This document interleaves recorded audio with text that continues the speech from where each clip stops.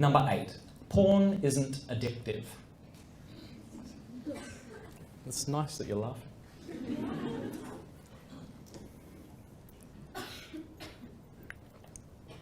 Now, the argument usually goes as follows. You can't inject porn, right? We're agreed on that. You can't inhale it unless you set a magazine on fire. Would recommend that. Inhaled it, don't do that. Right. It's not a drug. Porn isn't a drug, therefore it can't be an addiction, therefore stop calling it an addiction. You're trivializing real addictions like methamphetamines and alcohol. While it's true that pornography isn't a drug, it's also true that pornography elicits powerful neurotransmitters, aka brain drugs, in the brain, which the brain can and does become addicted to.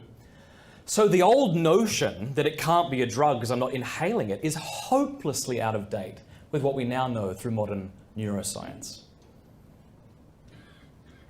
Dr. Kevin Skinner is a neurosurgeon in San Antonio, and on my website, theporneffect.com, I interviewed him.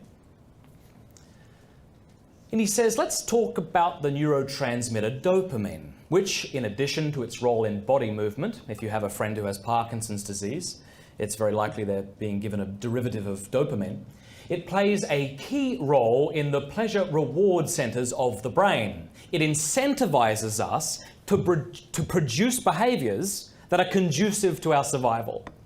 Have sex, exercise, even win a game, eat a hamburger.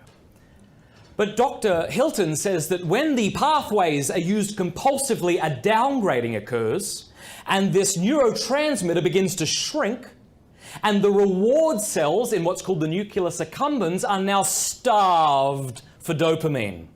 It's as if we've now reset the pleasure thermostat in our brain. And we now need harder forms of that drug, and in this case with pornography, more shocking forms of that drug just to feel even, just to feel normal, like someone who isn't addicted to porn.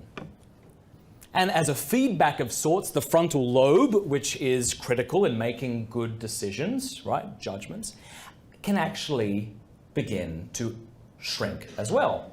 You may have been aware, or you may have seen something about the study that came out of Germany earlier this year that suggested that porn addicts have smaller brains. Look it up. In their book, The Porn Trap, Larry and Wendy Maltz, who are themselves not Christians either, they say it can take around about 18 months for the dopaminergic system to restore itself. So healing does happen. The brain can heal itself, but it needs time in detox.